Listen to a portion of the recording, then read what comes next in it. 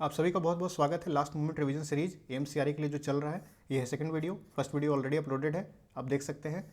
इस वीडियो में हम लोग बात करेंगे एलटीसी के लिए कौन एलिजिबल है, कौन नहीं एलिजिबल है, किस तरीके से आपको मिलती है। चलिए, eligibility: any employ with 1 year of continuous service on the date of journey perform by him और हर फैमिली इज एलिजिबल।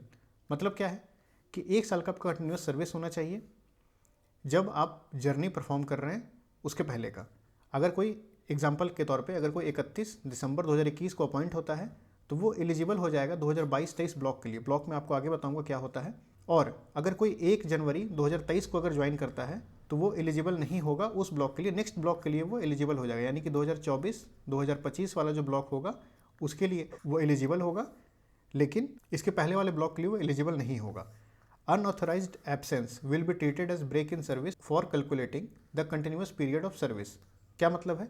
किसी का अपॉइंटमेंट मान लीजिए 1/1/2023 को होता है और 1/1/2024 को 1 साल, लेकिन इसके बीच में वो 2 से 3 महीने के लिए गायब था।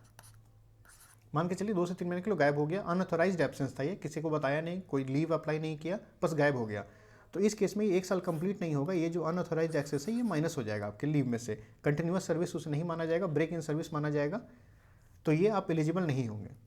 सेकंड क्या है? LTC to railway employ in lieu of their passes. जैसा कि आपको पता है कि जो रेलवे के एम्प्लॉय होते हैं उन्हें फ्री पासेस मिलते हैं, तो फ्री पास की जगह पे उन्हें एलटीसी मिलेगा। इसमें उन्हें होम टाउन नहीं मिलेगा, ऑल इंडिया एलटीसी मिलेगा once in a block of 4 year. Block जो होता है ऑल इंडिया एलटीसी के लिए वो 4 साल का होता है, होम टाउन के लिए 2 साल का होता है। इसके केस में, रेलवे एम्प्लॉय के केस में होम टाउन नहीं है, तो ये 4 साल में एक बार मिलेगा। कैसे मिलेगा?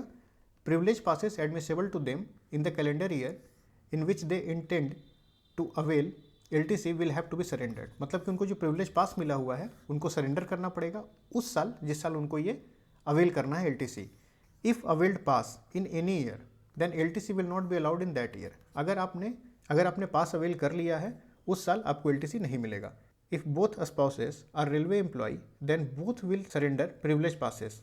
मतलब क्या है कि अगर पति पत्नी दोनों अगर जॉब में है, रेलवे के जॉब में है, उस केस में उन दोनों को सरेंडर करना पड़ेगा अपने प्रिविलेज पास।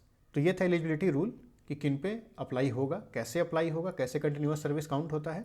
तो चलिए नेक्स्ट वीडियो में देखते हैं इसके आगे का पार्ट।